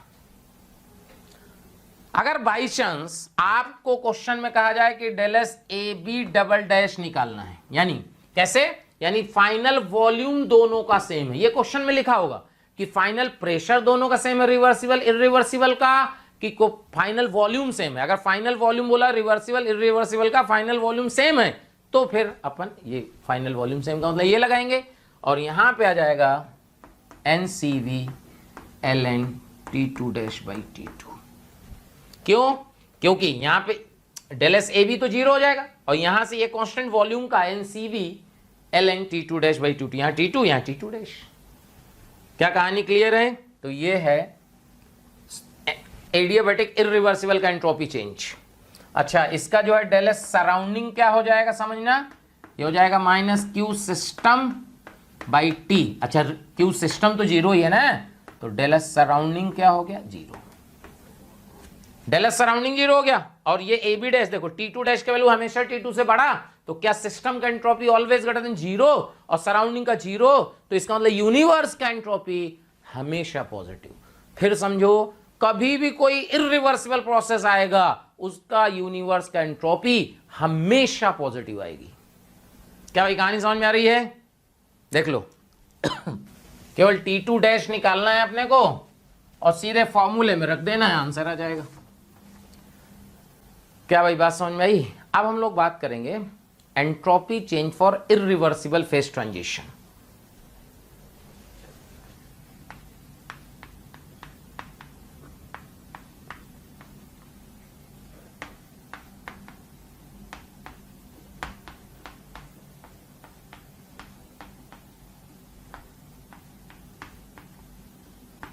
Entropy change for irreversible phase transition. देखो, अगर entropy change for irreversible phase transition की बात की जाए तो पहली बात आप ध्यान रखना कि कभी भी entropy change irreversible phase transition का डायरेक्ट नहीं निकल सकता। कैसे? जैसे मान लो आया वाटर लिक्विड वाटर गैस में गया, 1 atm 300 kelvin, 1 atm 300 kelvin, it is a irreversible process. So अगर आपको कभी इरिवर्सिबल प्रोसेस की एंट्रोपी चेंज निकालना है तो समझिएगा, अगर आपको कभी इरिवर्सिबल प्रोसेस की एंट्रोपी चेंज निकालनी है तो उसका सीधा तरीका होता है कि उस इरिवर्सिबल प्रोसेस को करेस्पॉन्डिंग रिवर्सिबल प्रोसेस में कन्वर्ट करो, मतलब इसके इक्विवेलेंट रिवर्सिबल प्रोसेस में कन्वर्ट करो। और जब आप इक्विवेलेंट रिवर्सिबल प्रोसेस में कन्वर्ट कर लेते हैं तो फिर उसका एंट्रोपी चेंज निकाल लेंगे और कह देंगे स्टेट फंक्शन की डेफिनेशन है किसी भी से रास्ते से जाओ एंट्रोपी चेंज सेम, तो उसकी निकाल लेंगे बेटा, इसको बराबर कर देंगे। समझ में? देखो एक बार और देखो, देखो कैसे बनाएंगे। इसको ले जाइए वाटर लिक्विड 1 atm 373 केल्विन, क्योंकि प्रेशर वही है, टेम्परेचर नहीं है तो टेम्परेचर यहां ले गए, और यहां ले जाइए आप वाटर गैस में 1 atm 373 केल्विन, क्योंकि इसी पे कन्वर्ट होगा और फिर गैस से गैस में ले जाइए। अब समझिएगा, इसका एंट्रोपी चेंज डेल एस है, इसका एंट्रोपी चेंज डेल एस 1 है, इसका डेल एस 2 है, इसका डेल एस 3 है। तो पता है आपको क्या करना है, del S 1 plus del S 2 plus del S 3 का वैल्यू लिखना है डेल एस। यानी आपको अगर इस प्रोसेस का एंट्रोपी चेंज निकालना है तो इन तीनों का सम लिखना पड़ेगा। चेक करो, जब इन तीनों का सम लिखेंगे तो कैसे लिखेंगे समझो। डेल एस 1, डेल एस 1 अगर अपन बात करें कि यार ये डेल एस 1 क्या है, तो डेल एस 1 में क्या हो रहा है, लिक्विड का टेम्परेचर चेंज हो रहा है कांस्टेंट प्रेशर पे। क्या लिक्विड का टेम्परेचर चेंज हो रहा है कांस्टेंट प्रेशर पे। तो अगर हम कहें कि कांस्टेंट प्रेशर पे, अगर बात जरा समझिएगा, कांस्टेंट प्रेशर पे अगर बात करना है तो देख लो भाई, प्रेशर कांस्टेंट है, टेम्परेचर चेंज हो रहा है, तो क्या कहेंगे कि भाई इसका जो डी क्यू बाई टी होता है डेल एस, समझिएगा डेल एस होता है integral D Q by T, क्योंकि रिवर्सिबल है। अब डी क्यू क्या हो रहा है, कांस्टेंट प्रेशर पे डी क्यू क्या हो जाएगा, एनसीपी डी टी। तो एनसीपी ये वाटर लिक्विड का होगा, लेकिन D T by T integral, integral कहां से 300 से 373। तो डेल एस वन का वैल्यू देखिएगा, यह आ जाएगा एनसीपी एल एन 373 बाई 300, ये सीपी वाटर का लिक्विड फॉर्म में। देखिए डेल एस वन, ये बेटा डेल एस वन आया। अब अगर हम डेल एस टू की बात करें कि यार डेल एस टू क्या होगा, तो देखो डेल एस टू क्या है, लिक्विड गैस में जा रहा है, इक्विलिब्रियम कंडीशन है, चेक करो बेटा। तो क्या डेल एस टू ये होगा डेल एच वेपराइजेशन बाई 373। ये ध्यान रखना, ये सब दिया होगा, सीपी डेल एच सब आपको क्वेश्चन में मेंशन होगा, ठीक है। अब आप डेल एस थ्री की बात करेंगे, तो डेल एस थ्री अगर देखें तो क्या यहां गैस का टेम्परेचर चेंज हो रहा है, तो यहां लिखिएगा डी क्यू बाई टी और यहां लिखेंगे NCP D T by T. 300 से कितना 373 से 300, 373 से 300, तो ये आ जाएगा एन सी पी आ जाएगा बेटा वाटर गैस एल एन 300 बटे 373। क्या डेल एस थ्री आ गया, डेल एस थ्री आ गया, लो डेल एस आ गया। ये तरीका है इरिवर्सिबल फेज ट्रांजिशन का एंट्रोपी चेंज निकालना, यानी कभी भी अगर प्रोसेस इरिवर्सिबल है उसको करस्पॉन्डिंग रिवर्सिबल में चेंज करेंगे, सबका एंट्रोपी अलग अलग प्रोसेस का एंट्रोपी चेंज निकालेंगे, टोटल ऐड कर देंगे, बहुत आसान है। क्या समझ में आ रहा है? अब हम लोग पढ़ेंगे गिब्स फ्री एनर्जी, एंट्रोपी का पार्ट समझ में आ गया बेटा आप लोगों को अच्छे से। अब हम लोग बात करेंगे Gibbs free energy change. Basically अगर हमें समझें कि यार ये गिब्स फ्री एनर्जी चेंज क्या है, तो देखो Gibbs free energy change, basically Gibbs free energy होती क्या, पहले ये समझो। होता क्या है कि जो एनर्जी लॉस में जा रही है अगर आप उसको यूज कर पाए उसे बोलते हैं गिब्स फ्री एनर्जी। क्लियर? ठीक है। तो basically at constant temperature and pressure it is a non PV work done. जो PV work done integral of PdV करते हैं वो अलग है, it is a non PV work done. ठीक है, कांस्टेंट टेम्परेचर प्रेशर पे नॉन पीबी वर्क डन है, that can be used in useful work. Clear है? तो देखो G इक्वल टू होता है H माइनस टी एस। ये देखो G इक्वल टू, जैसे हम लोग डेल्टा H डेल्टा U निकालते हैं वैसे क्वेश्चन में डेल्टा G निकालने को आता है। तो G equal to H minus T S. क्या भाई बात समझ में आ रही है? तो यहां से अगर अपन बात करें कि dg का value dh minus TDS minus SDT, ये सब आप थोड़ा सॉल्व करोगे ना सब, जैसे h की जगह u प्लस पी रखना, फिर उसको du फिर करना वर्क डन रखना, तो फाइनल जो आएगा ना, फाइनल वो dg का वैल्यू आएगा बेटा VDP माइनस SDT। ये आप रट लो, आप इसको क्या मान लो, रट्टा लगा लो। और ये ऑलवेज वैलिड है, इसमें हमने कोई कंडीशन नहीं लगाई कि लिक्विड सॉलिड गैस, कुछ नहीं। VDP minus SDT always valid formula है, ये यहीं से आया है। H की जगह U प्लस पी भी रखोगे, अंदर ले जाओगे हटाओगे ना, तो DG का वैल्यू ये आया। अब ध्यान सुनना, जो जरूरत की चीजें आपको हम सब बता देंगे। सो DG का वैल्यू आ गया। अब देखो अगर अपन कहे कि if temperature equal to constant, suppose temperature क्या है, कांस्टेंट। अगर टेम्परेचर कांस्टेंट है तो dg का वैल्यू आएगा VDP। ये देखो चेक करो, अब ध्यान सुनिएगा। For liquid and solid, for liquid and solid, liquid and solid में खास बात क्या होता है कि जब हम प्रेशर चेंज करते हैं तो वॉल्यूम बदलता नहीं है। For liquid and solid volume का वैल्यू क्या होता है, कांस्टेंट। वॉल्यूम का वैल्यू क्या होता है, कांस्टेंट। क्लियर? तो यहां से dg का जो इंटीग्रल अगर कर दें तो v बाहर आ जाएगा, dp हो जाएगा। तो यहां g1 से लेके g2 तक तो डेल्टा जी का वैल्यू आ जाएगा V P2 minus P1। Check करो, लेकिन ये फॉर्मूला केवल लिक्विड सॉलिड के लिए लगेगा, ध्यान रखना। क्लियर बेटा? अगर हम बात करें for gas, for ideal gas, तो देखो dg का वैल्यू VdP, V की जगह क्या लिख सकते हो आप, nRT बाई P dP। ये देखो इंटीग्रल कर दीजिए, तो यहां से देखना डेल्टा G का वैल्यू आ जाएगा nRT ln P2 by P1। Check करो, ये देखो, ये फॉर्मूला आपको याद रखना है। इस फॉर्मूले से क्वेश्चन आएगा। आइसोथर्मल हो गया ना एक प्रकार से, टी कांस्टेंट है, देखो क्लियर। तो एक तो डेल्टा जी आया। अब देखना, देखिए अगर मान लीजिए कभी इस तरह का क्वेश्चन आ जाए कि सी ग्रेफाइट जो है सी डायमंड में जा रहा है, सोचना सी ग्रेफाइट सी डायमंड। अब फॉर केमिकल रिएक्शन कैसे निकालते हैं डेल्टा जी, देखो for chemical reaction having solid and liquid reactants and products, मतलब सॉलिड लिक्विड है, गैस नहीं है।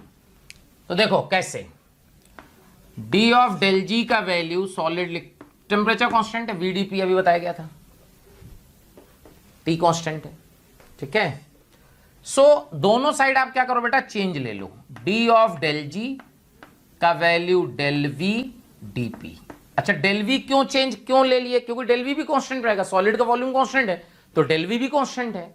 तो देखो अगर इसको इंटीग्रेट कर दें, इंपॉर्टेंट है भाई, इसी फॉर्मूले पे एडवांस में क्वेश्चन आ चुका है, P1 P2 यहां डेल्टा G1 और डेल्टा G2, तो देखना क्या फॉर्मूला बैठेगा, delta G2 minus delta G1 equal to delta V P2 minus P1, where delta V क्या होगा, V product minus V reactants. बहुत इंपॉर्टेंट है ये, देखो सीधे क्वेश्चन आ चुका है डायरेक्ट, 2018 बहुत टफ पेपर बताया गया तो उसी में क्वेश्चन था इसका, देख लो भाई। तो केमिकल रिएक्शन के लिए आप ये फॉर्मूला लगा सकते हो, डेल्टा G2 का मतलब हो गया gives free energy change at pressure P2, और डेल्टा G1 का मतलब हो गया gives free energy at pressure P1।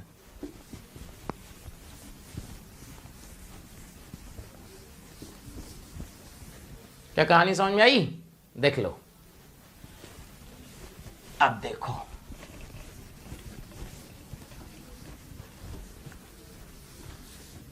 यहां से बात क्लियर हो गई भाई, समझ में आया क्या होगा।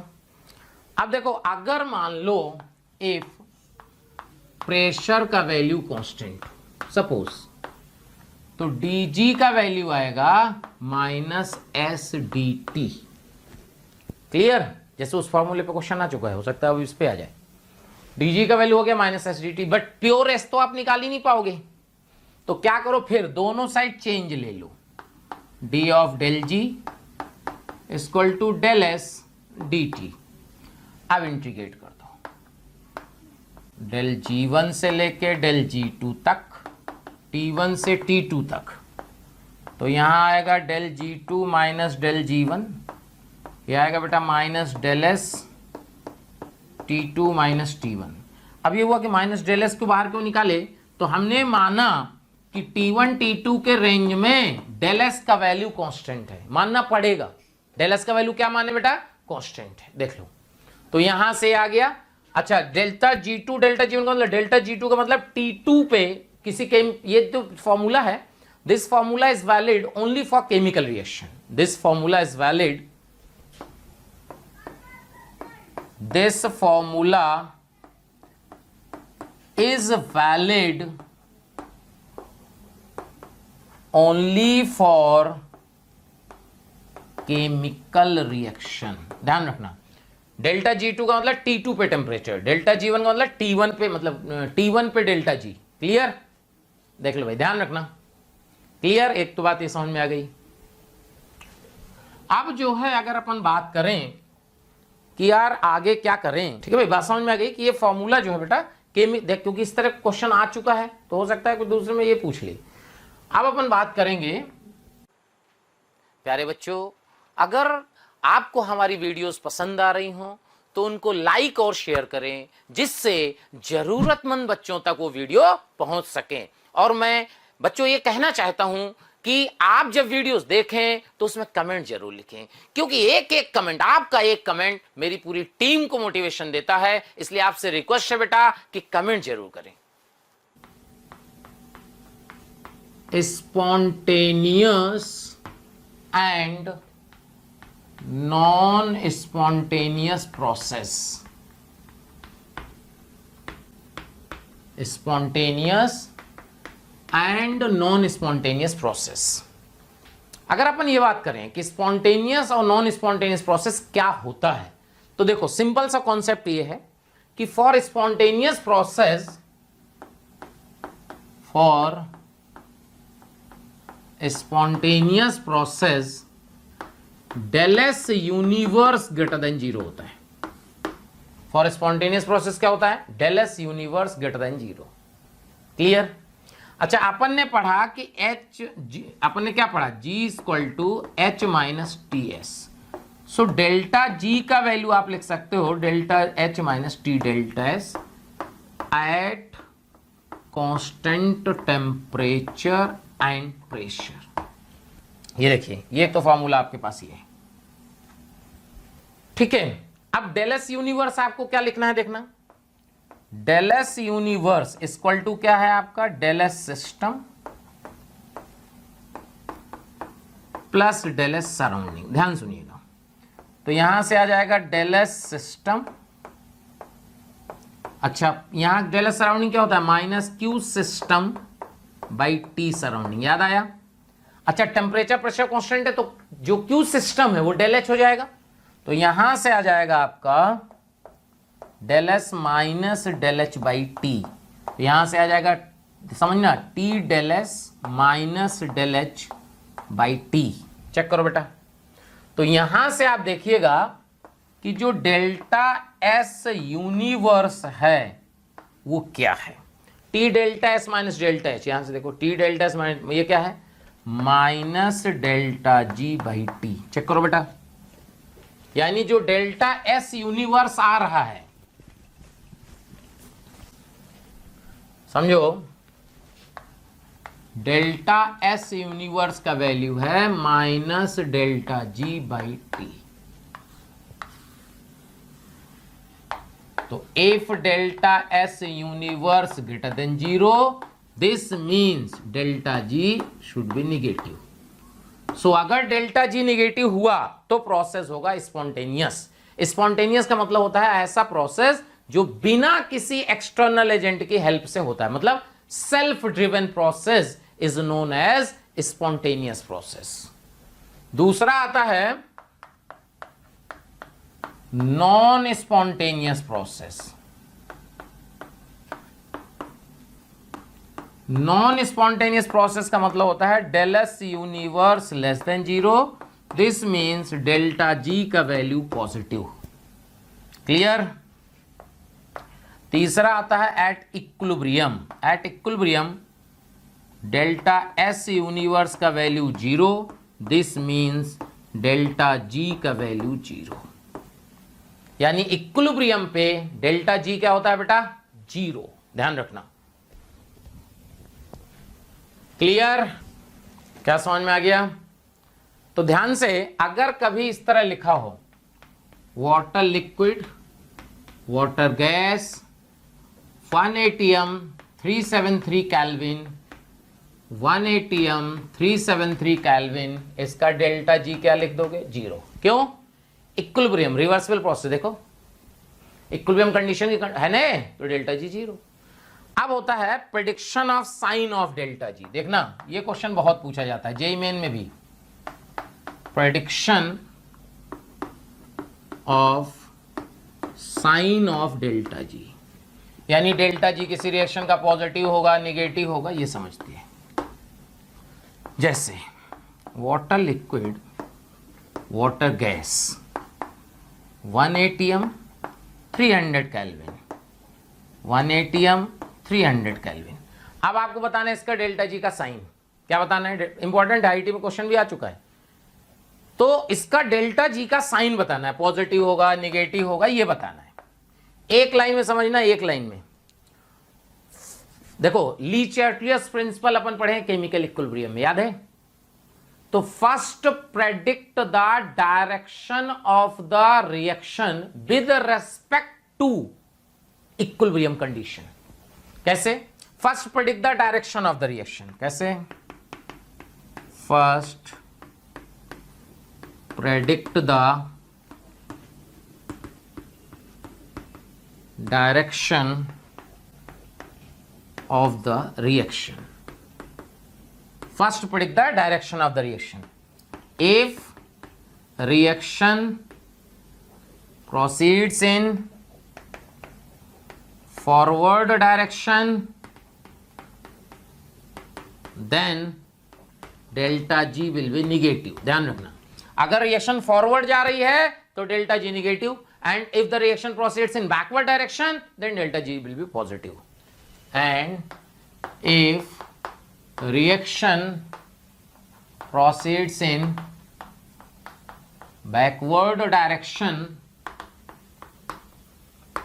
then delta G will be positive, and at equilibrium delta G is equal to 0. ये आपको पता होना चाहिए। अब देखो ये प्रोसेस होता है, इसका डेल एच होता है बेटा पॉजिटिव। डेल एच क्या होता है? पॉजिटिव। अब सोचो एक लाइन में आएगा, वाटर लिक्विड से मान लो वाटर गैस जा रहा है, तो कंडीशन दी है डेल्टा एच ग्रेटर देन 0 है, इक्विलिब्रियम होता है 373 पे। चेक करो, इक्विलिब्रियम से कंपेयर करना है भाई, ध्यान रखना इक्विलिब्रियम से कंपेयर करना है। इक्विलिब्रियम में टेम्परेचर क्या होता है? 373 केल्विन। आपने बेटा टेम्परेचर क्या कर दिया? कम कर दिया। टेम्परेचर कम करने से ये रिएक्शन बैकवर्ड जाएगी। टेम्परेचर कम करने से कहां जाएगी? बैकवर्ड। बैकवर्ड गई, इसका मतलब डेल्टा जी का वैल्यू पॉजिटिव हो गया। चेक करो, अगर इसका टेम्परेचर 373 से बढ़ा देते तो कहां चली जाती? कहां चली जाती? फॉरवर्ड। फॉरवर्ड जाते ही डेल्टा जी निगेटिव। दूसरा case, water solid water liquid में जा रहा है, 2 atm 273 kelvin, 2 atm 273 kelvin. Check करो, अगर ऐसा है, ध्यान से क्लियर करो बेटा, अगर ऐसा है तो इसका डेल्टा जी पॉजिटिव होगा निगेटिव। आपने क्या किया है? इक्विलिब्रियम में प्रेशर होता है 1 atm, आपने कर दिया है 2 atm, यानी आपने प्रेशर बढ़ाया है। प्रेशर बढ़ाने से रिएक्शन वहां जाती है जहां डेंसिटी ज्यादा हो। अच्छा, डेंसिटी कहां ज्यादा होती है? जहां वॉल्यूम कम हो। और वाटर केस में ध्यान रखना, वाटर का वॉल्यूम, लिक्विड का वॉल्यूम कम होता है, तो यहां इसका वॉल्यूम कम है, डेंसिटी ज्यादा है, यानी ये रिएक्शन कहां जाएगी? फॉरवर्ड जाएगी। इसका मतलब डेल्टा जी निगेटिव आ गया। चेक करो, क्योंकि प्रेशर बढ़ा रहे हो, प्रेशर बढ़ाने से रिएक्शन वहां होती है जहां डेंसिटी ज्यादा हो। डेंसिटी ज्यादा कहां होगी? जहां वॉल्यूम कम हो, क्योंकि density equal to mass by volume, और लिक्विड का वॉल्यूम कम होता है, सॉलिड इस वाटर के केस में ध्यान रखना। तो डेल्टा जी निगेटिव। क्या ऐसे प्रेडिक्ट कर लोगे?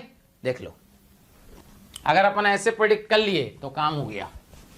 और एक बात बता दूं आपको, क्या होता है जब कोई केमिकल रिएक्शन होती है तो उसका एंट्रोपी चेंज आपको बताया गया, प्रोडक्ट का एंट्रोपी माइनस रिएक्टेंट का। अगर डेल्टा एनजी पॉजिटिव है, यानी अगर गैस के नंबर ऑफ मोल्स बढ़ रहे हैं तो समझ लो एंट्रोपी बढ़ रही है। क्यों? क्योंकि सबसे डोमिनेटिंग फैक्टर है number of moles of the gas for the entropy. Clear? जितना ज्यादा number of moles of the gas होगा उतना एंट्रोपी बढ़ेगी।